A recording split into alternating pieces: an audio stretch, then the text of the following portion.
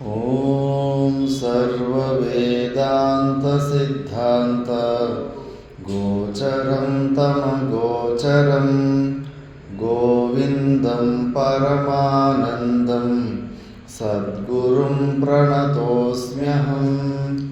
ॐ शान्ति शान्ति शान्तिः।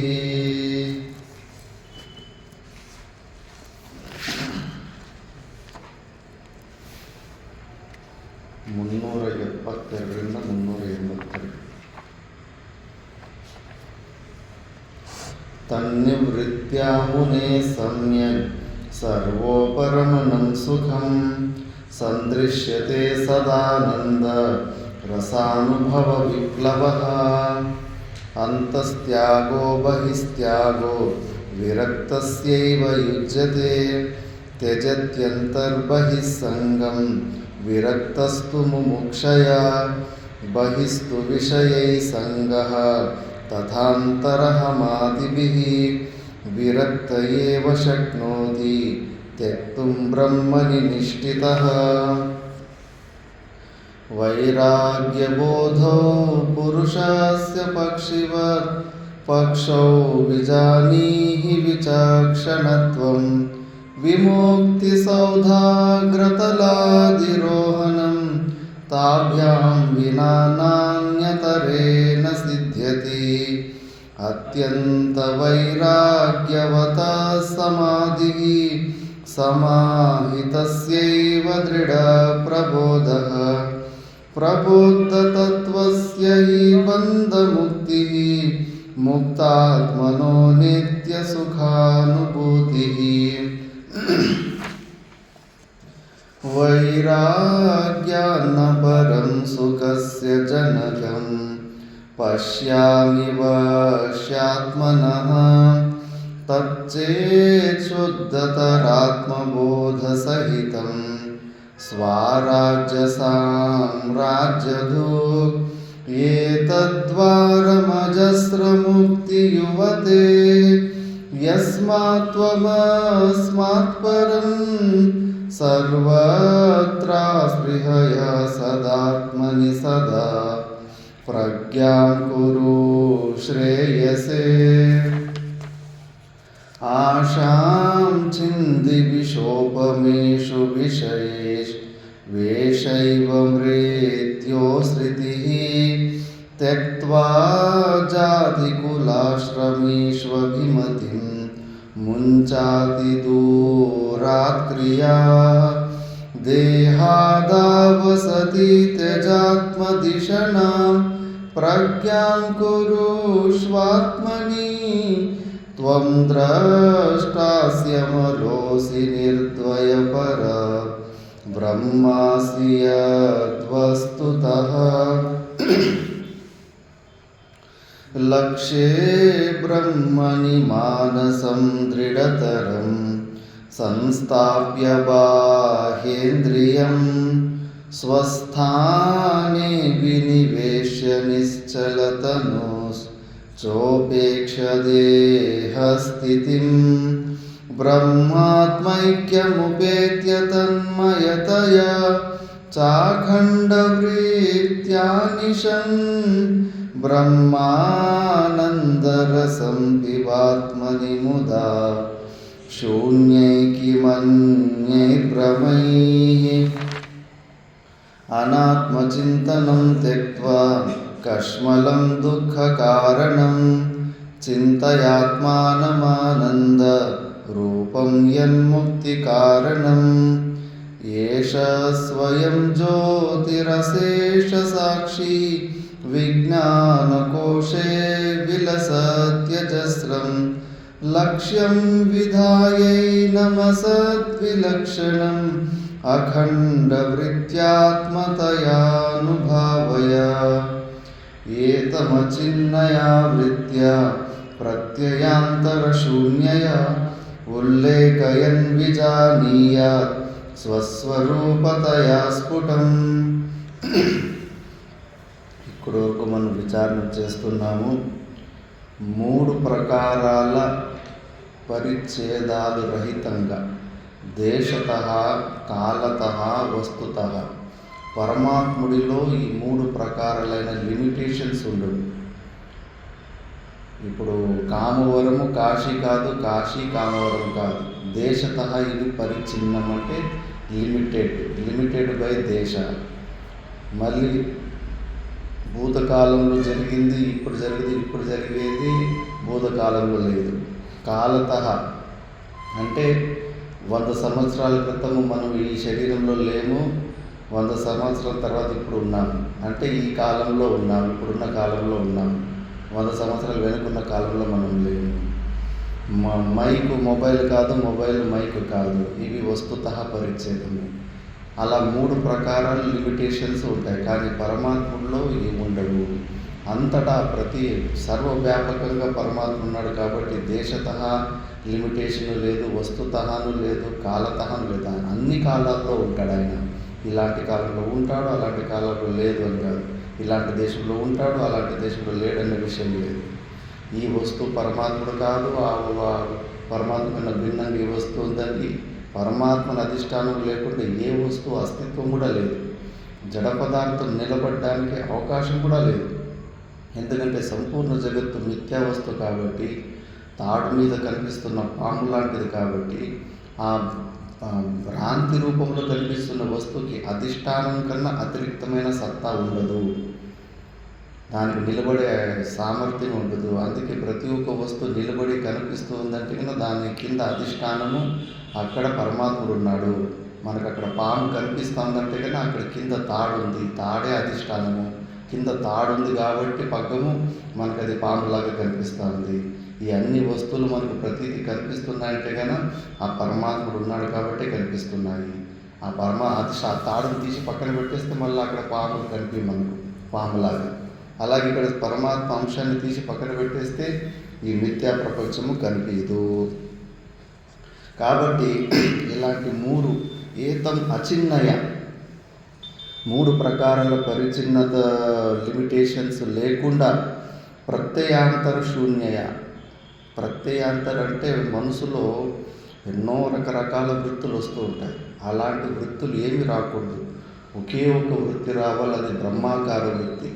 ఒక సచ్చిదానంద స్వరూపుణ్ణి చూసే అలవాటు చేసుకోవాలి. అందుకే కొంతమంది గురువు మధ్యలో ఒక్క చోట నిలబెట్టే ప్రయత్నాలు చేస్తారు. ఏకాగ్రతని అభ్యాసం చేసుకోవాలి. ఏ విద్యలో అన్నా కానీ నువ్వు మనసును కాసేపు ఒక్క పాయింట్లో నిలబెట్టే ప్రయత్నము 2-3 నిమిషాలు నిలిపినా కూడా నీలో అతీతమైన శక్తులు వచ్చేస్తుంటాయి. బ్రూస్ లీ అని ఒక ఫైటర్ ఉంటాడు. ఎంత ఫాస్ట్గా ఉంటాడంటే పులితోటి కూడా పోరాడగలడు. 2-3 సార్లు పులితోటి కూడా పోరాడి చూపించాడు. పులి కూడా ఏం చేయలేకపోతుంది. అంత ఫాస్ట్గా ఆడుతూ ఉంటాడు. ఒక్కటి కూడా మిస్ కాదు ఆయన కొట్టే పంచులు. ఏంటి సీక్రెట్ ఏంటి ఇంత పర్ఫెక్ట్గా అంటే కన్నా అతడు కూడా ఇంటర్వ్యూలో చెప్తాడు. మన మైండే అందరికీ కారణం. అందరూ ఫిజికల్ రూపంలో ఎక్కువ పరిశ్రమలు చేస్తారు కానీ మైండ్ గురించి మర్చిపోతారు.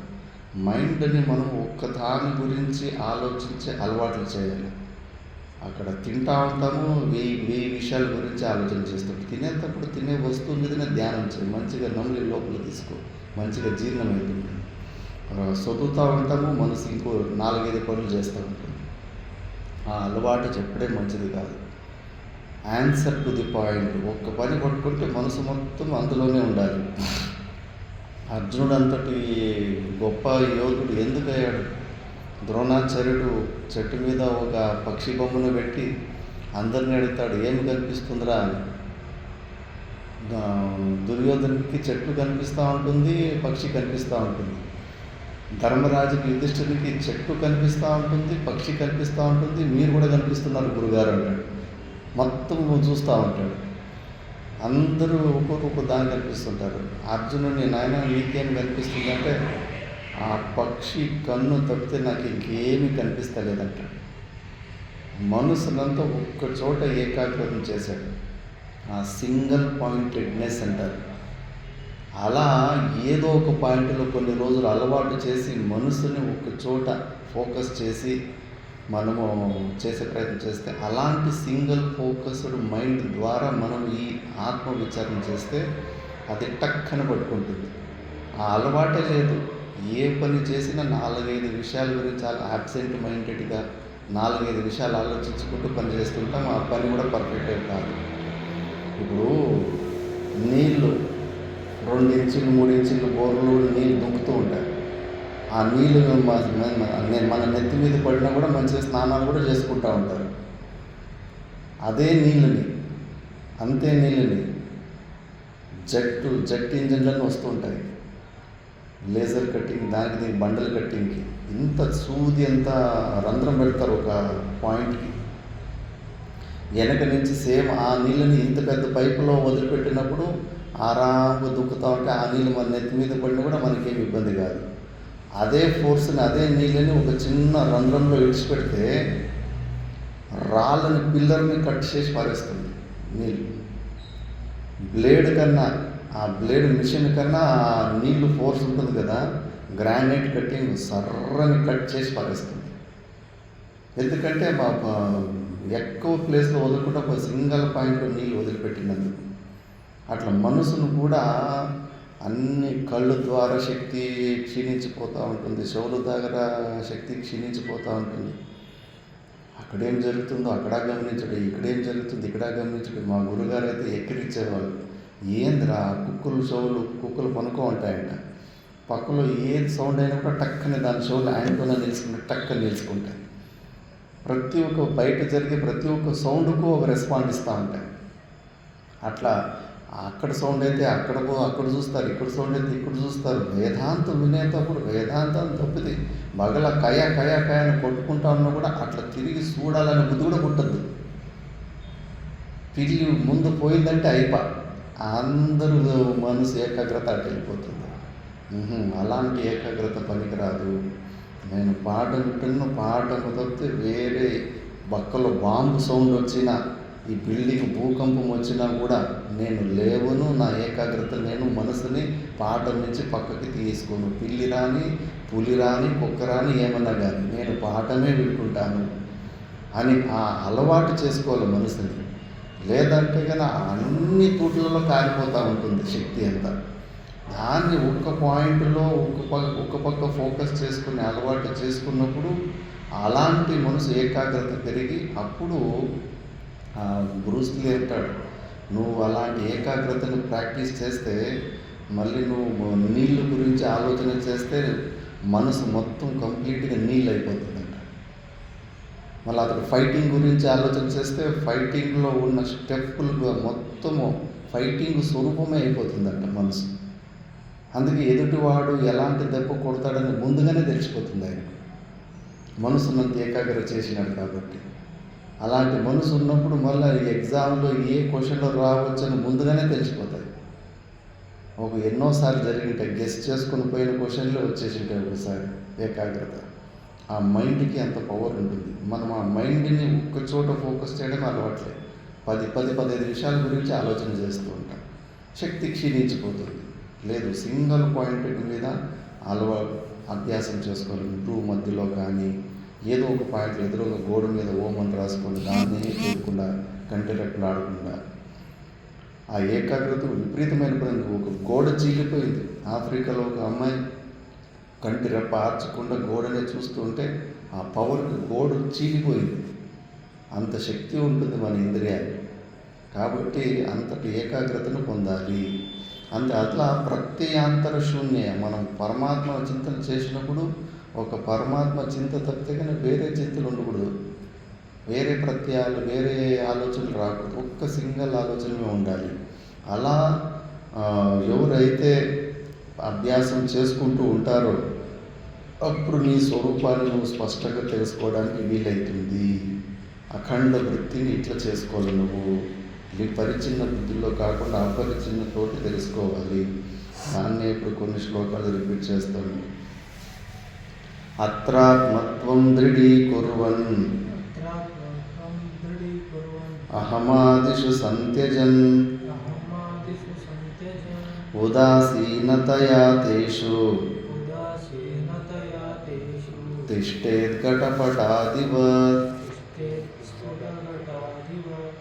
అత్రాత్మత్వం దృఢీకుర్వన్ అహమాదిషు సంత్యజన్ ఉదాసీనతయా తేషు తిష్టేద్ఘటపటాదివత్.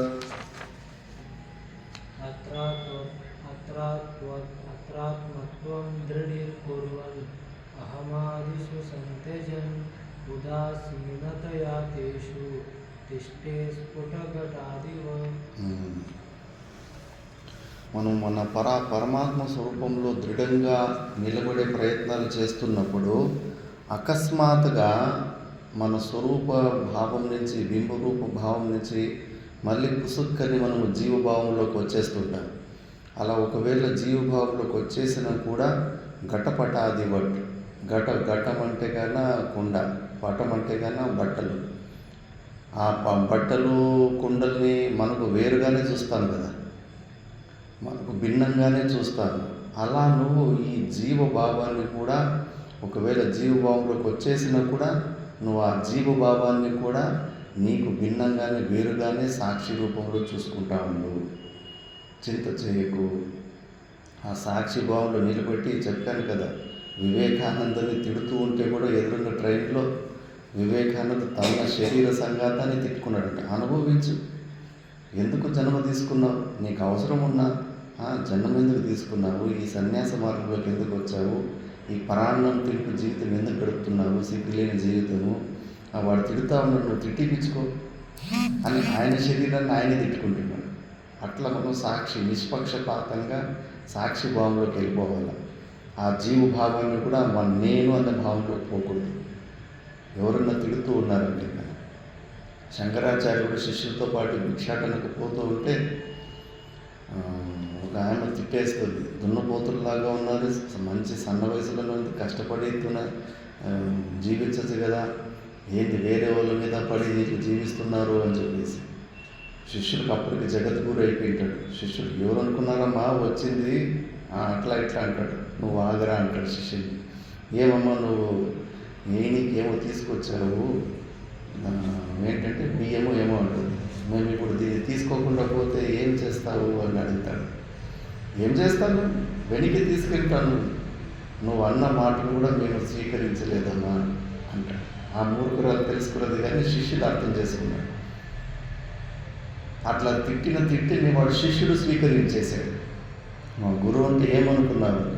గురువు నా శరీరమే అనుకున్నాడు.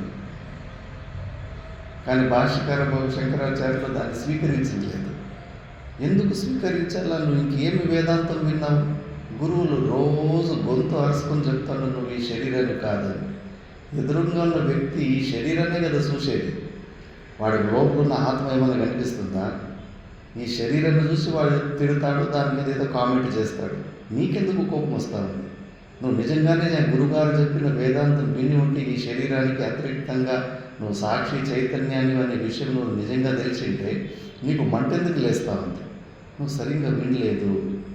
ఊరికి విన్నట్టు కొడుతున్నావు కానీ నువ్వు ఇంకా ఈ శరీర భావంలోనే ఉంటావు. ఈ శరీరాన్ని ఉదాసీనం, శ్లోకంలో అదే చెప్పాడు కదా, ఉదాసీనతయా తేషు తిష్టే, నిష్పక్షపాతంగా నిస్వార్థంగా నిలబడాలంతే. పక్కని ఎవడో ఒకటి తప్పు పని చేసి ఉంటాడు, తప్పు పని చేసి ఎవడో ఒకటి తిడుతూ ఉంటాడు. మనం ఏమైనా ఇంటర్ఫియర్ అవుతాను, ఏదైనా వాడు తప్పు పని చేసినందుకు వాడు తిడుతూ ఉన్నాడులే.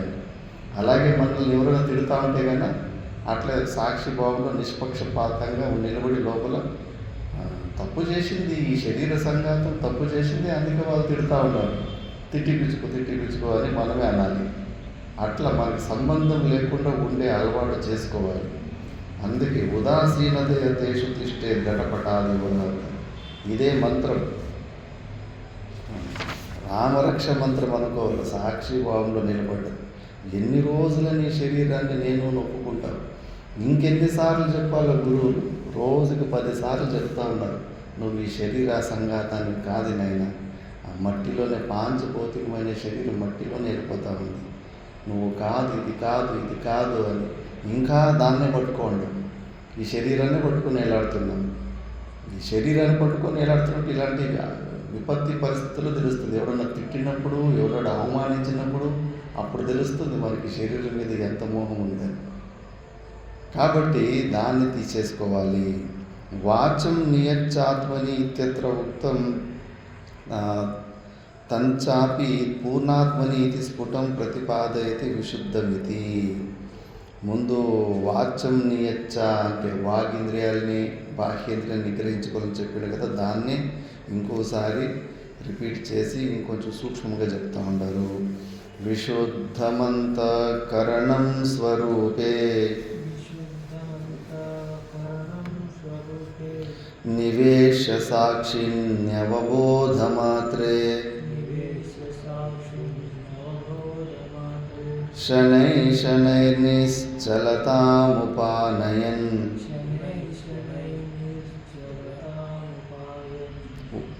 పూర్ణత్వమేవానువిలోకయేత్తతః పూర్ణత్వమేవానువిలోకయేత్తతః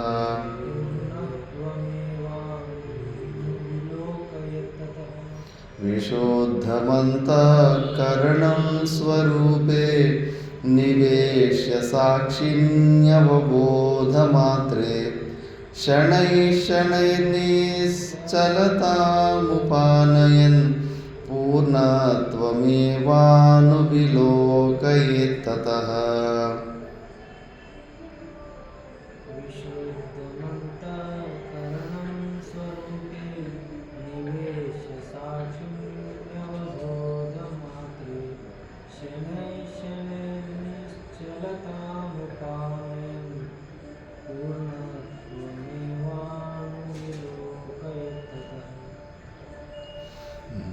కేవలము విశుద్ధమంతఃకరణం స్వరూపే. ఫస్ట్ అంతఃకరణ శుద్ధిని మంచిగా చేసుకొని అసంభావన, సంశయ భావన, విపరీత భావన ఇలాంటి భావనలన్నీ తొలగించుకొని సాక్షిని అవబోధ మాత్రే నివేశ్య సాక్షి రూపమైన నీ స్వరూపములో ఈ కాస్త ఉన్న మనసు బుద్ధుల్ని అక్కడ నిలబెట్టు. ఆ నిలబెట్టడంలో కొద్దిగా ప్రయత్నము అక్కడ ఫెయిల్ అవుతూ ఉంటాం. అందుకే శనై శనై నిశ్చలతాముపానయన్ మెల్లమెల్లగా ఈరోజు ఒక 5 నిమిషాలు నిలబెట్టువా, రేపు 10 నిమిషాలు నిలబెట్టు, రేపు 12 నిమిషాలు నిలబెట్టు. అట్లా మెల్లమెల్లగా కొద్ది సమయాన్ని పెంచుకుంటూ దాన్ని అక్కడ నిలబెట్టాలి. మహాపురుషులు ఉత్తర భారతంలో బొంగాకు తాగుతారు. వాళ్ళకేమి దాని నుంచి మొత్తొచ్చి ఏదో ఆనందం పడాలని కాదు. ఆ బొంగులో ఒక విశేషం ఉంటుంది. మనం ఏ వృత్తిలో ఉంటామో అది తాగినప్పుడు అదే వృత్తి ఆ కిక్కున్నంతసేపు అదే వృత్తి అలాగే ఉంటుంది.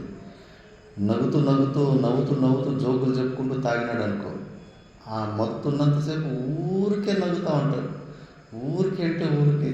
మేము మా మిత్రులు కొంతమంది ఉంటే చూస్తే అది ఆ శివరాత్రి రోజు కొంతమంది అది వేసుకుంటారు. అది ఊరికే నవ్వుతూ ఉంటాడు. మళ్ళీ ఏదైనా ఎవరి మీదన్నా ఒక వ్యక్తి మీద కోపంతో అది వేసుకున్నాడు అనుకో, ఆ వ్యక్తిగా అక్కడ ఉంటే వాడి పని అయిపోయినట్టే. ఇంకా ఉడుంపొట్టు వెంబడి పడిపోతాడు వాడగలిగి.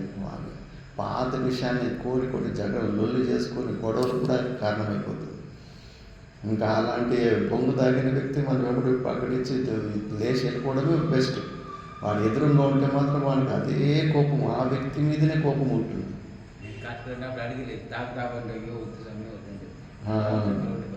బలవంతం కూడా చేస్తుంటారు. అంటే వాళ్ళంతా చాలామంది కొంత మొత్తం కోసం తాగుతుంటారు. కానీ జ్ఞానులైతే ఇట్లా విచారం చేస్తున్నప్పుడు ఆ బ్రహ్మ సాక్షి భావంలో నిలబెడతారు మనసుని. కాదు అది ఎక్కువసేపు అక్కడ ఉండదు. ఆ సాక్షి భావం గురించి ఆలోచన చేసుకుంటూ ఈ బొంగు తాగుతారు. బొంగు తాగితే కానీ అయిపోయి ఇంకా మనసు ఇంకా సాక్షి భావంలో ఉంటే కన్నా మళ్ళా శివోహం అహం బ్రహ్మాస్మి ఇంకా అదే భావంలో ఎక్కువసేపు ఉంటారు. అట్లా కొన్ని రోజులు వాళ్ళు అలా అలవాటు చేసుకొని మళ్ళా కంటిన్యూస్గా అక్కడ నిలబడేంత సామర్థ్యం వచ్చేస్తుంది. దానికోసం కొద్దిగా అలవాటు చేసుకుంటారు. కానీ మిగతా వాళ్ళలాగా మత్తు కోసం తాగరు వాళ్ళు. అందుకే అది మహాపురుషులు మా తాత గురువులు కూడా అభయానంద సరస్వతి అవధూత ఆయన కూడా అది అలవాటు ఉండేదంట.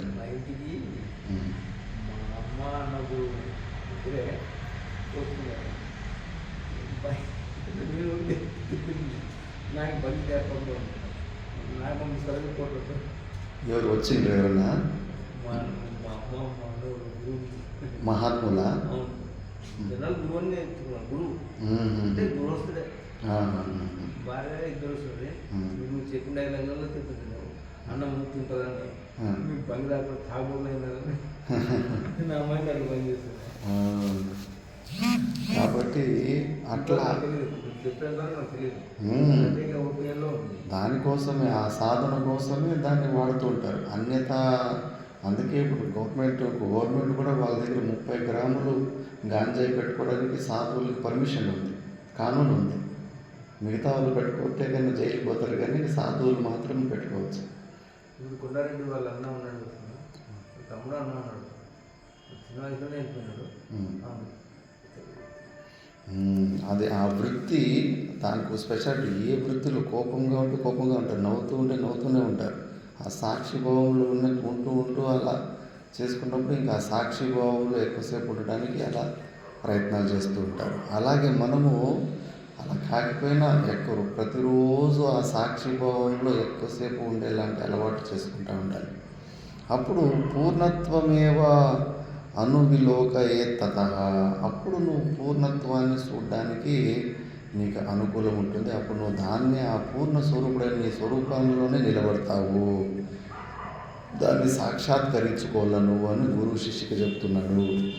మళ్ళీ ఏవం అఖండాకార వృత్యా భంజితే సత్య జ్ఞానావరణే తత్కృత విక్షేపాః దూర నిరస్తా ఏవ భవంతి ఇది భావేన స్వ అజ్ఞాన క్లిప్తైః అని. ఇలా అఖండాకార వృత్తి అలవాటులు ఎప్పుడు చేసుకుంటావో అప్పుడు నీలో ఉన్న సంపూర్ణ అజ్ఞానము తొలగిపోతుందని నెక్స్ట్ శ్లోకంలో చెప్తాను. దేహేంద్రియ ప్రాణమనోహమాదిభిః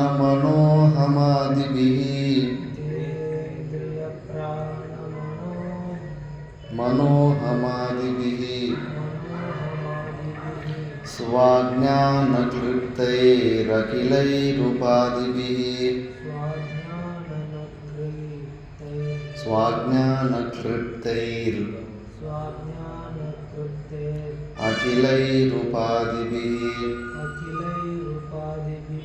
విముక్తమాత్మానమఖండరూపం పూర్ణం మహాకాశమివావలోకయేత్.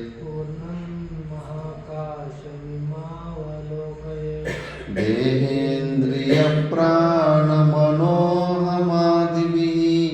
స్వాజ్ఞానక్లుప్తైరఖిలైరుపాదిభిः విముక్తమాత్మానమఖండరూపం పూర్ణం మహాకాశమివావలోకయేత్. దేహేంద్రియ ప్రాణమనోహమాదిభిః స్వాజ్ఞానక్లుప్తైరఖిలైరుపాదిభిः విముక్తమాత్మానమఖండరూపం పూర్ణం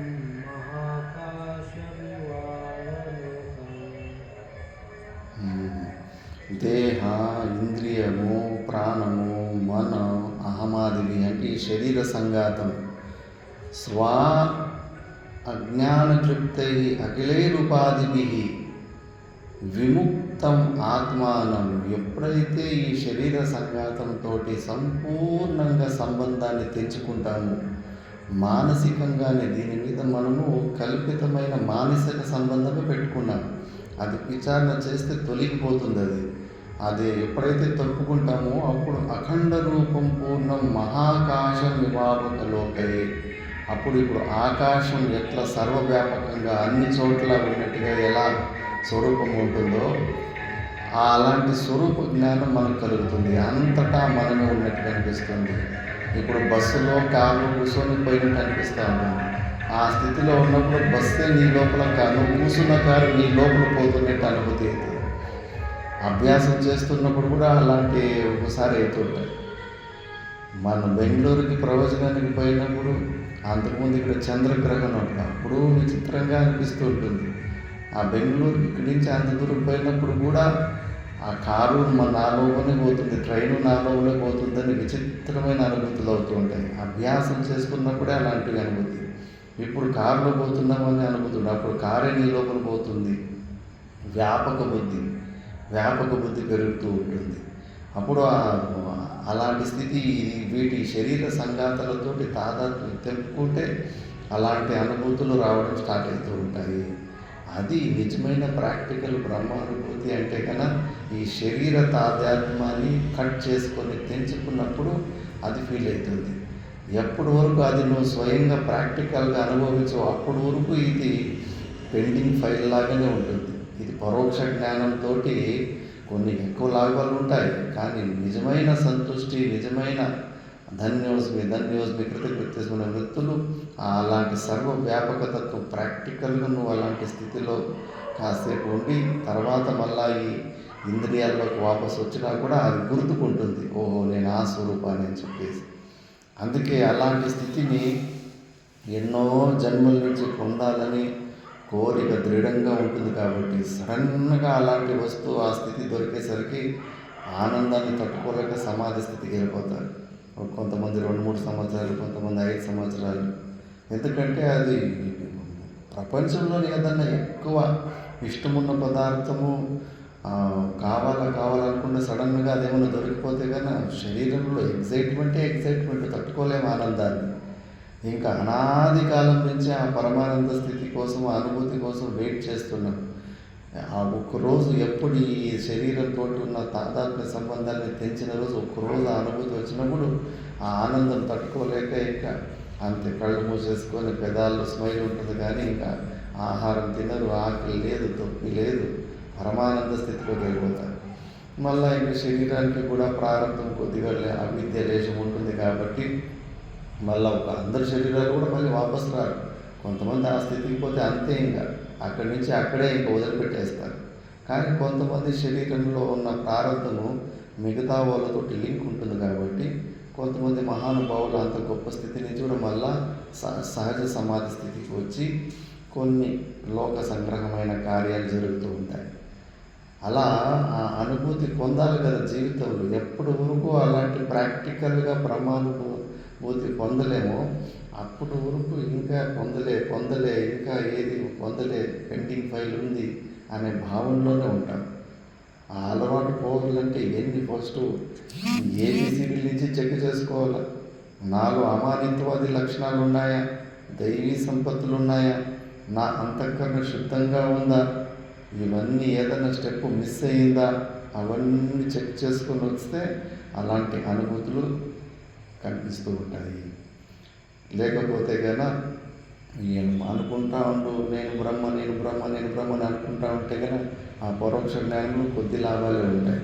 ఆ పరోక్ష జ్ఞానం కాస్త అపరోక్ష జ్ఞానం బ్రహ్మానుభూతిగా మారవాలి. దాన్నే ఆ చతుర్థ పాదము ఉపపాదాయ దర్శయతి అని చెప్తున్నారు.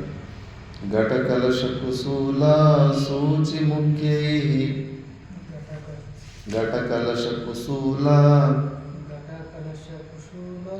సూచిముఖ్యై గగనముపాదిశతైర్ విముక్తమేకం భవతి న వివిధం తథైవ శుద్ధం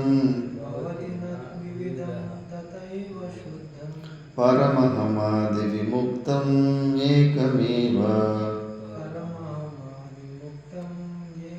ఘటకలశ కుశూల సూచిముఖ్యైర్ గగనముపాదిశతైర్విముక్తమేకం భవతి న వివిధం తథైవ శుద్ధం పరమహమాది విముక్తం ఏకమేవ.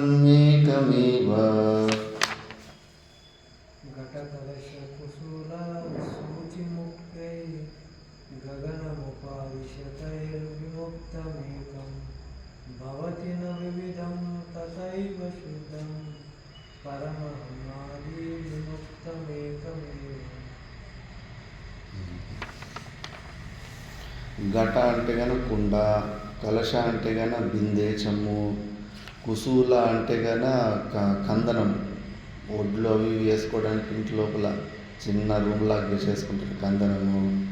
దాని తర్వాత సూచి అంటే సూది లోపల దారం వేయడానికి అక్కడ గ్యాప్ ఉంటుంది కదా, ఆ సూదిలో ఉన్న ఖాళీ జాగా దాన్ని సూజీ ఆకాశం అంటారు, ఘటాకాశం అంటారు, కలశాకాశం అంటారు, కుశూల ఆకాశం అంటారు. అంటే కుండ లోపల ఉన్న ఖాళీ జాగా, కలశం లోపల ఉన్న ఖాళీ జాగా, కందనం లోపల ఉన్న ఖాళీ జాగా, సూది లోపల ఉన్న ఖాళీ జాగా. ఈ 3 ఖాళీ జాగాలు కూడా బయట ఉన్న పెద్ద ఖాళీ జాగానే, మహా ఆకాశమే. ఈ ఆకాశము మహా ఆకాశము ఎట్లా అవుతుందంటే అయ్యేది కాదు, ఆల్రెడీ అది మహా ఆకాశమే. కానీ ఈ ఉపాధుల వల్ల అది వేరే వేరే ఆకాశంలా కనిపిస్తాం. ఈ మఠం కట్టముంగటే ఇక్కడ కేవలం ఒకే ఒక ఆకాశమే ఉండేది. ఈ మఠం కట్టిన తర్వాత వంటిల్లు space, bathroom space, hall space, గర్భగుడి స్పేసు, కిచెన్ స్పేసు, ఎన్నెన్నో స్పేసులు వచ్చేసాయి. కానీ ఈ డిస్మాంటిల్ చేసామంటే కనుక మళ్ళీ ఆకాశమే కాదు, ముఖ్యమైన ఖాళీ జాగానే ఉంటుంది. ఖాళీ జాగాలు 4-5 లేవు. పెద్ద ఖాళీ జాగా నుంచి చిన్న ఖాళీ జాగా ఏమి ఉత్పన్నం కాలేదు. కేవలం ఈ ఉపాధి వల్ల దానికి అట్లా పేర్లు వేరుగా ఉన్నాయని అనుకుంటుంటుంది. అలాగే మనలో ఉన్న జీవభావం, నాలో ఉన్న జీవభావము, మీలో ఉన్న జీవభావము, అన్నిట్లోనూ ఉన్న జీవభావాలు కూడా అన్ని జీవులు లేవు. ఈ శరీరం అనే ఉపాధి మీద ఉన్న సంబంధము తాదాత్మ్యం తెంచుకుంటే కానీ పరమాత్మ స్వరూపులమే అయి ఉంటాము. ఈ ఉపాధుల వల్ల పరిచ్ఛిన్నంగా ఉంటాము. కాబట్టి ఈ గగనముపాధి శతైర్ విముక్తమేకం భవతి న వివిధం తథైవ శుద్ధం పరమహమాది విముక్తం ఏకమేవ.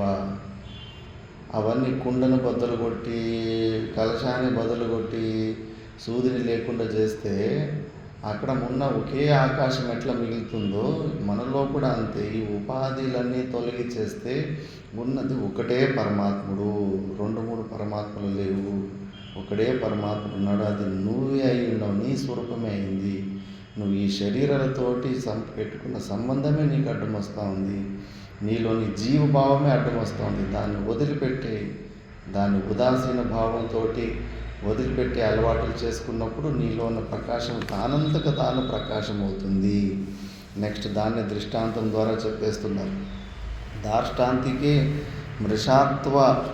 మృషాత్వాత్ చ ఉపాధీనాం సులభం ఏకత్వ జ్ఞానం ఇత్యాహ బ్రహ్మ ఇది అని. ఈ శ్లోకము బాగా ధైర్యం ఉన్నోళ్ళు జీర్ణమవుతుంది.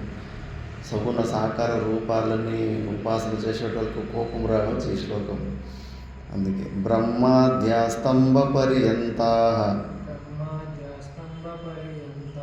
మృషామాత్ర ఉపాదయః తతః పూర్ణం స్వమాత్మానం పశ్యేదేకాత్మనా స్థితం. బ్రహ్మాద్యాస్తంభ పర్యంతాః మృషామాత్రా ఉపాదయః తతః పూర్ణం స్వమాత్మానం పశ్యేదేకాత్మనా స్థితం.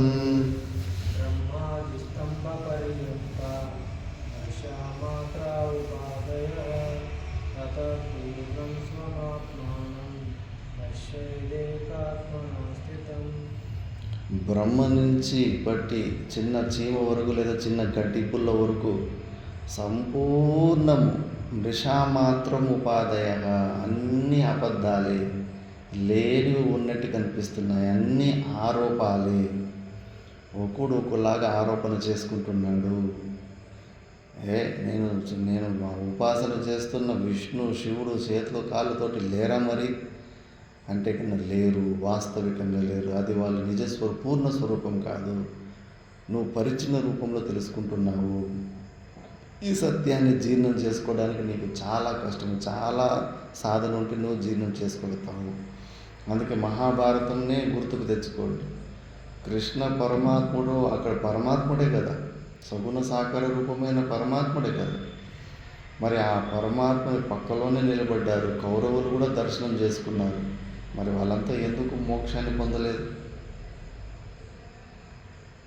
సగుణ సాకార రూప పరమాత్మని చూడడము, ఆయన దగ్గరలో నిలబడ్డము, అర్జునుడు పక్కలో నిలబడ్డాడు కదా, మరి ఎందుకు మోక్షాన్ని పొందలేకపోయాడు? స్వర్గం కూడా ఎక్కలేకపోయాడు. ధర్మరాజు కూడా ఎక్కాడు స్వర్గం. ఎందుకు? పాపము మూట ఉన్నందువల్ల స్వర్గం ఎక్కలేకపోయినాడు. మరి పరమాత్మని పొందాడు కదా, సగుణ సాకార రూపమైన పరమాత్మని పొందే ఉన్నాడు కదా. అందరూ పొందున్నారు, పాండవులు కౌరవులు అందరూ పరమాత్మ పక్కలోనే ఎదురుగానే చూస్తున్నారు.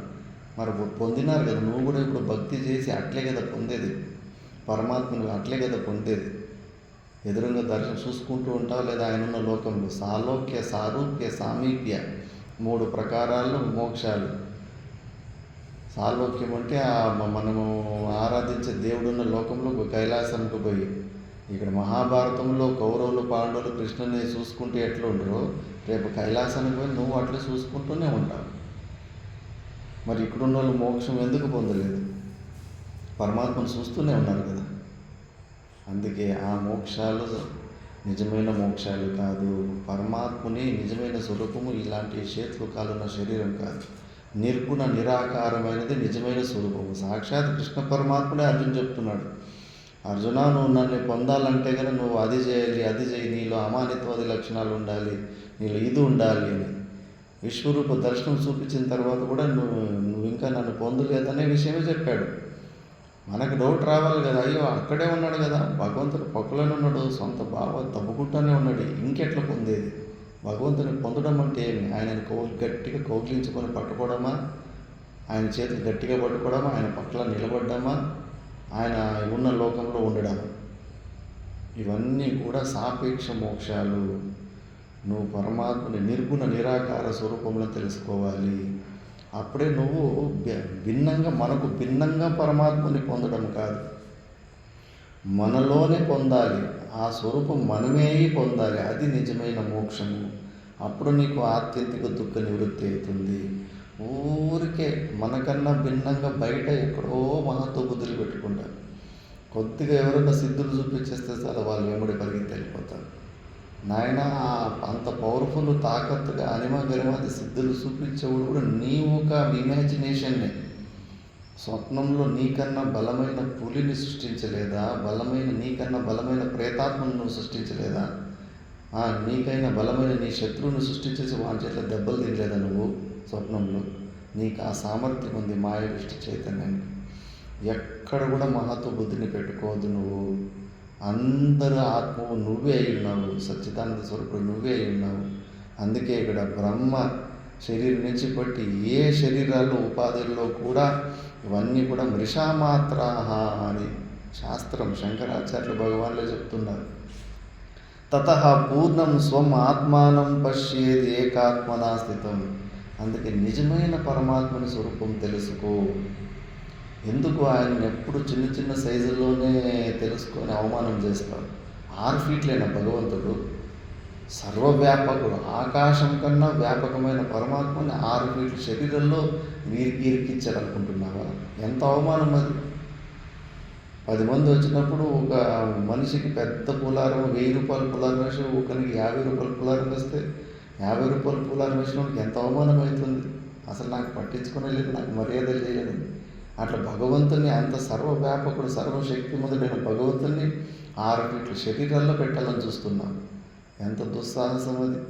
ఆయనను పూర్ణంగా తెలుసుకో. ఆయన ఉన్నట్టే తెలుసుకో. నువ్వు నీకు అనుకూలంగా ఊహించినట్టు తెలుసుకోవడం కాదు, అది బుద్ధి తంత్రం. ఆయన ఉన్నట్టుగా తెలుసుకోవడం అది వస్తుతంత్రం. యథార్థంగా నిర్గుణ నిరాకార స్వరూపుడైన పరమాత్ముడు అది నీలోనే ఉన్నాడు, నీకు భిన్నంగా లేడు, నీ స్వరూపంగానే ఉన్నాడు.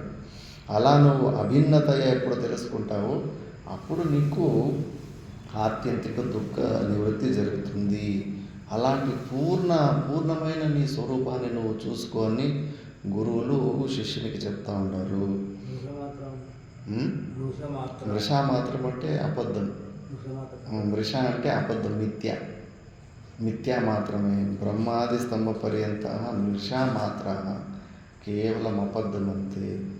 అధ్యారోపవాదాభ్యాం నిష్ప్రపంచం ప్రపంచయతి. మనం గట్టిగా ఈ ప్రపంచాన్ని సత్యమని నమ్మినందుకు ఇప్పుడు కుండలు కనిపిస్తున్నాయంటే ఈ కుండలని తయారు చేసినోడు తప్పకుండా ఎవడో ఒకడు ఉండాలి. కుండలు అవంతకవు తయారు కావు. మరి ఈ సొంత పెద్ద సృష్టి కనిపిస్తోందంటే కానీ ఈ సృష్టిని కూడా తయారు చేసినోడు ఎవడో ఒకడు ఉండాలని మనం అనుమానం బుద్ధితోటి ఉండాం. కాబట్టి మనం మనుషులు కాబట్టి ఈ సృష్టిని తయారు చేసిన వ్యక్తి కూడా మనలాగా చేతులు కాలు తల ఉన్న వ్యక్తి అని ఊహించుకుంటాం కాబట్టి అలా ఆరోపణ చేసుకుంటాం సగుణ సాకార రూపాలు.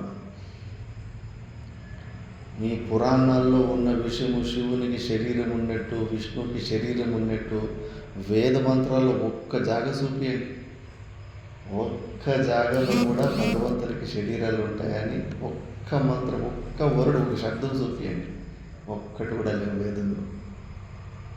అవన్నీ పురాణాల నుంచి స్మృతి గ్రంథాల నుంచి ఇవన్నీ వచ్చినది. ఋషులు మనకు భగవంతుని గురించి ఎక్కువగా ఆలోచన చేసుకోవడానికి సామర్థ్యం ఉండదు కదా అని చెప్పేసి అవన్నీ పురాణాలు రచించారు.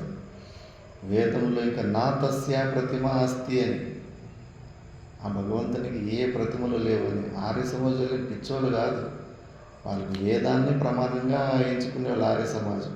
అందుకే వాళ్ళు మూర్తి పూజని ఖండిస్తారు, కానీ మనం ఖండించండి. అధికార భేదం ఉంటుంది, అందరికీ నిర్గుణ నిరాకార స్వరూపమైన భగవంతుని తెలుసుకునేంత సామర్థ్యం ఉండదు కదా.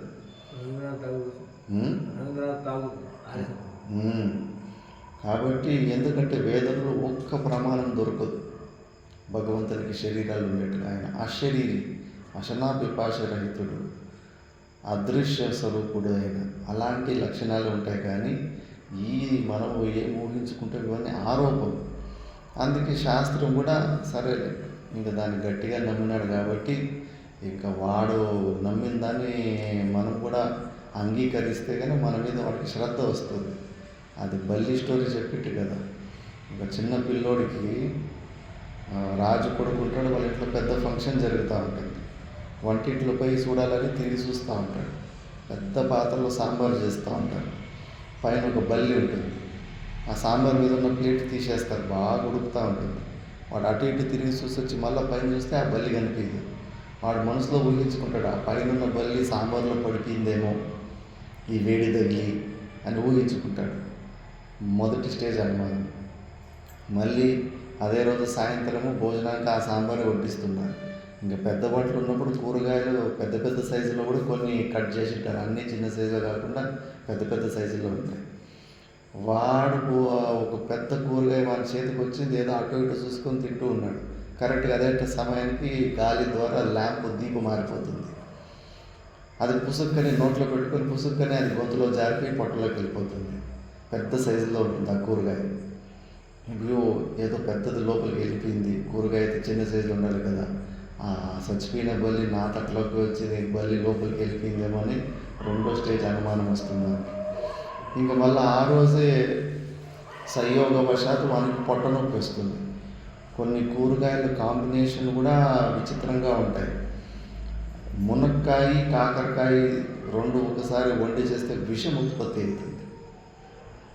అంటే అన్ని కూరగాయలు కలవు. మనకి తెలియకుండా ఏదంటే వాడుకొని కట్ చేసుకొని వేసుకుంటాం, కానీ ఏ కూరగాయలతో పాటు కట్ చేయాలన్నది కూడా శాస్త్రం ఉండే, అవన్నీ లుప్తం అయిపోయింది. అందుకే ఒక్కొక్కసారి కొన్ని చేస్తే కన్నా తలనొస్తూ ఉంటుంది, ఒకసారి పొట్టనొస్తూ ఉంటుంది. ఆశ్రమంలో ఉన్న వాళ్ళందరికీ ఒకేసారి తలనొప్పి పొట్టనొప్పి వస్తుంటుంది. కూరగాయల కాంబినేషన్లో కూడా ఒకసారి ఇట్లా పొట్టనొప్పులు వస్తుంటాయి. ఆ పిల్లగాడు మాత్రము లోపల నేను బల్లి తినేసాను అందుకే నాకు పొట్టనొస్తుంది ఇంకా దృఢంగా నమ్మేస్తాడు. నమ్మేస్తే కన్నా ఇంకా అనారోగ్యం పాలైపోతాడు. వైద్యుల్ని పిలిపిస్తాడు రాజు కాబట్టి. వైద్యులంతా పొట్ట గిట్టంతా ముట్టి సృష్టిస్తాడు. లేదరా నాయన, నువ్వు బల్లిని మింగలేదురా, ఊరికి నువ్వు భ్రాంతిలో అనుకుంటున్నావు, భయపడుకొని ఎంత చెప్తుంటారు. పాపం కరెక్టే చెప్పినారు వైద్యులు, కానీ వాడు మాత్రము బల్లిని నేను మింగినానని దృఢంగా నమ్మి ఉన్నాడు. వైద్యులు ఏం చేసినా కూడా మేలు కాలేదు. ఇంకా బక్కబడిపోతున్నాడు, సచ్చేటట్టున్నాడు. రాజుకి పెద్ద ప్రైజ్ మనీ అనౌన్స్ చేస్తాడు, నా కొడుకుని ఎవడు బతికిస్తాడో వాళ్ళకి ఇంత డబ్బులు ఇస్తాను. అప్పుడు ఒక బుద్ధివంతమైన డాక్టర్ వస్తాడు. ఆ డాక్టర్ వచ్చేసిందని చూస్తాడు, ఓహో వీడికున్న సమస్య కల్పితమైన సమస్య, వాస్తవికమైన సమస్య ఉంటే ఏదైనా మందులతోటి పోతుంది, కానీ ఊహించుకున్న సమస్య కాబట్టి దీనికి ట్రిక్తోనే దీన్ని మేలు చేయాలని చెప్పేసిందను. ఫస్ట్ ఆ పిల్లగాడు దేన్ని నమ్మి ఉంటాడో ఆ డాక్టర్ కూడా ఆ నమ్మకాన్ని మనము నమ్మాలి. అప్పుడు ఆ పిల్లగానికి మన మీద శ్రద్ధ వస్తుంది. ఆ పొట్ట ముట్టి చూస్తాడు, అరే ఉందిరా లోపల ఉందిరా బల్లి, నాకు బల్లి తల దొరికింది, అది వెతుకో తోక కూడా దొరికింది బల్లిది. నీ పొట్టలోనే ఉందిరా బల్లి, నువ్వు చింత చేయకు, నా దగ్గర మందు ఉంది, ఆ మందు వేస్తే బయటకు వచ్చేసినట్టు.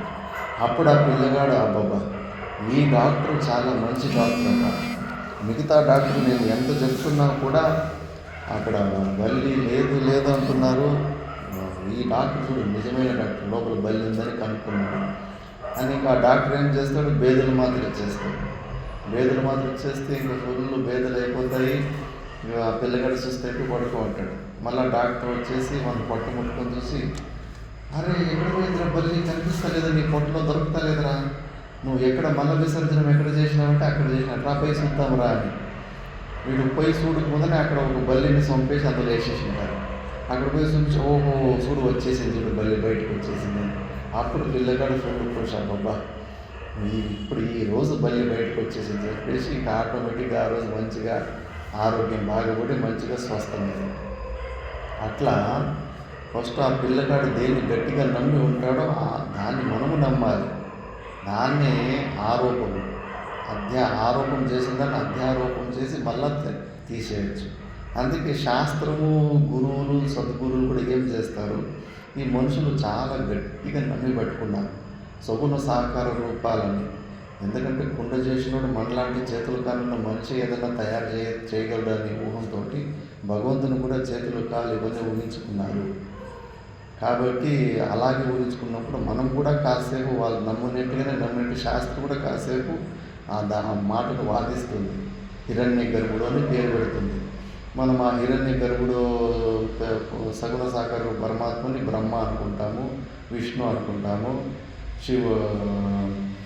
శివుడు అని అనుకుంటాము. కాసేపు అలా చెబుతూ మళ్ళీ అదే ఉపనిషత్తులోనే మళ్ళీ ఆ పరమాత్మ లక్షణాల గురించి చెప్పేస్తుంది. భగవంతునికి అరూపుడు, రూపరహితుడు, ఆయనకి ఏ రూపాలు ఉండవు. ఇంకా ఇప్పుడు మనం ఊహించుకున్న చేతిలో కాలున్న శరీరం అక్కడే పక్కకి వెళ్ళిపోతుంది. ఆయనలో కర్తృత్వం ఉండదు, భోక్తృత్వం ఉండదు, ఆయన అశనాపిపాష, ఆయన ఆకలి దప్పులు ఉండవు, ఆయన అజుడు, ఆయనకు పుట్టుక లేదు, సావు లేదు. మరి సగుణ సాకార రూపాలకి కల్పాంతంలో పుట్టుకుంటుంది, ఆ అవతారం సాధించిన తర్వాత దానికి సావు కూడా ఉంటుంది ఆ శరీరానికి. అప్పుడు ఆ శరీరాన్ని వదిలిపెట్టేస్తారు. వదిలిపెట్టేసి ఇంక మిగిలిన ఏది సాక్షి చైతన్యం ఉంటుందో నిర్గుణ నిరాకార స్వరూపమైన పరమాత్మని దాన్ని మాత్రమే బుద్ధి గట్టిగా పట్టుకుంటుంది. అట్లా అధ్యారోప అపవాదాభ్యాం నిష్ప్రపంచం ప్రపంచయతే. దాన్ని బట్టి అలా చెప్తూ వస్తుంది. వాస్తవికంగా బ్రహ్మాద్యాహ స్తంభ పర్యంత, బ్రహ్మదేవుని నుంచి చిన్న చీమ శరీరము గడ్డి పులక వరకు అన్నీ సంపూర్ణంగా మిథ్యానే, అబద్ధమే, లేనివి ఉన్నట్టుగా కనిపిస్తున్నాయి. వాస్తవికంగా ఉండేది ఒకే ఒక పరమాత్ముడు, నిర్గుణ నిరాకార స్వరూపుడైన పరమాత్ముడు. అది మన స్వరూపమే అయింది. అది తప్పితే మిగతా అన్ని రూపాలు, నామరూపాలు ఏమన్నా ఉన్నాయి అవన్నీ కూడా అబద్ధమే. ప్రతి వస్తువుల్లో కూడా అస్థి, బాతి, ప్రియ, నామ, రూప, ఈ 5 విషయాలు ఉంటాయి. పుస్తకం అస్థి ఉంది, పుస్తకం ప్రియము, మనము శాస్త్రజ్ఞులకి పుస్తకం ప్రియము. అస్థి భాతి, పుస్తకం ఉందన్న విషయము కూడా మనకు తెలుస్తూ ఉంది. మరి దీనికున్న నామరూపము ఇవి 2 మిథ్య. మట్టి నుంచి తయారు చేసిన కుండలో అందులో అస్థి, బాతి, ప్రియ ఇవి 3 అన్నిట్లోనూ కామన్ ఉంటాయి. ఆ కుండలకి ఒక పేరు, ఇది కుండ అని పేరు పెట్టారు. మన దానికి ఒక ఆకారం, షేపు, నామం తర్వాత ఒక రూపం, కంబు గ్రీవాదిమాన్ అని, ఇట్లా గుండ్రంగా మూతి చిన్నగా ఉండేది షేపు. అందులోని మా మట్టి అంశాన్ని మేము తీసేసుకుంటాము. మీ పేరు, మీ షేపుని మీరు ఎక్కడైనా వేరే చోట పెట్టుకోండి, మరి చూపించండి దానికి. అది పేరు మళ్ళా దాని షేప్ నిజమైన వేరే ఏదైనా కొత్త వస్తువు అయితే కనుక ఆ మట్టి కుండలోని మా మట్టిని మాకు ఇచ్చేసి మీ పేరు, మీ షేప్ని ఎక్కడైనా మీ జేబులో పెట్టుకొని చూపించండి, ఎక్కడైనా పెట్టి చూపించండి, నిరూపించడానికి అవుతుంది. అందుకే ఆ నామరూపాలు ఊరికే మనం వ్యవహారానికి పెట్టుకున్న పేర్లు. వ్యావహారిక సత్తాలో మట్టిలో మనం నీళ్ళు తీసుకురాలేము కాబట్టి, కుండ రూపంలో ఉంటే నీళ్ళు తీసుకురావచ్చు కాబట్టి, క్రియాకారిత్వం మనకు అది ప్రయోజనం వస్తుందనే భ్రాంతిలో ఉన్నాం కాబట్టి ఇదేదో కొత్త వస్తువు తయారైంది వేరే అని అనుకుంటున్నాం. నామరూపం ప్రపంచంలో ఉన్న అన్ని వస్తువుల్లో ఉన్న నామరూపాలంతా కూడా అబద్ధమే. అస్థి బాతి ప్రేగి 3 మాత్రమే ఉంది సత్యము. దాన్ని సత్తు చిత్తు ఆనందం అంటారు, సచ్చిదానంద స్వరూపం అంటారు. కాబట్టి ఇలా మనము విచారణ చేస్తూ ఉంటే బయట ఉన్న ఉపాధులలో నామరూపాలు ఉన్న మహత్వ బుద్ధి పోయి అప్పుడు మనసు లోపల తిరుగుతుంది.